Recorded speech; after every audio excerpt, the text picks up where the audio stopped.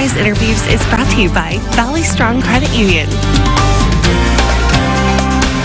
Welcome back. Students across the country, including here in Kern County, are experiencing a lot of loss. The loss of not having their proms, their dances, their graduations, and those final moments of, the end of school. This is usually a time when a lot of people are having a lot of fun towards the end of school, and they may be experiencing some sadness. And joining us this morning is Dr. Corey Gonzalez to talk a little bit about what you as parents should look out for, especially if your students are showing some depression or other signs that they are experiencing these losses. Good morning, Dr. Gonzalez. Thanks so much for joining us.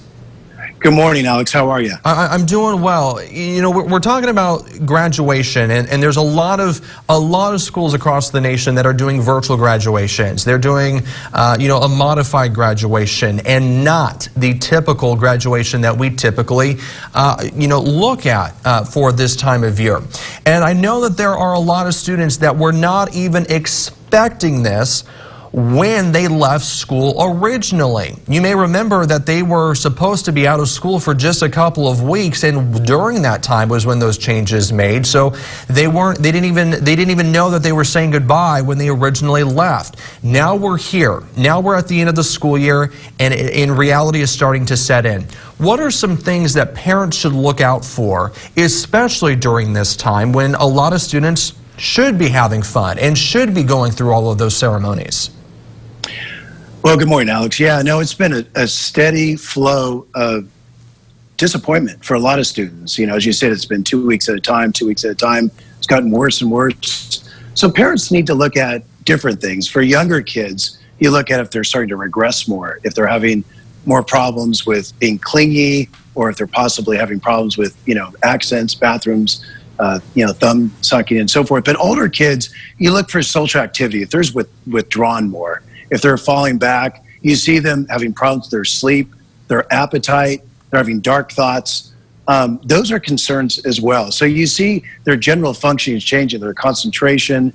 You're seeing that they're depressed. They're talking about dark thoughts, or sometimes the number one predictor of teenage suicide is actually self-injury behavior. So those are things to look at, a change in their functioning. If your child doesn't typically, in the past, they've never shown signs of depression or anxiety, should you still be looking out? Yeah, absolutely. This is a world pandemic. This is unprecedented. So, as a parent, if you see these signs, what you want to do is you want to connect with your kids. I mean, that connectedness, either you connecting with them, that connection with their peers, or even a connection with a mental health professional is essential. That connection buffers us from the worst parts of depression, and it kind of gives us an out when we feel hopeless. So make sure you connect with your kids, give them empathy and encouragement, talk with them, set aside some time to deal with them every day and talk to them about how they're doing with all these losses and these changes, and also try to encourage them with gratitude and optimism. Those are important elements of dealing with depression.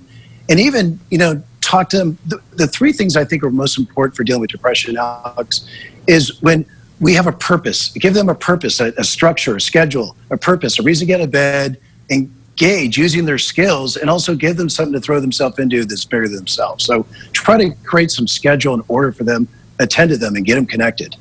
I think you nail it right there. Getting connected with your kids. I think that's something that sometimes we might forget to, even if it's kids or your friends or other people. We're all dealing with this in some way, shape, or form, and so it's good to just be connected with the people that you love. Dr. Corey Gonzalez, thanks so much for joining us virtually this morning. We do appreciate it. Always a pleasure, Alex. All right, we're back with a look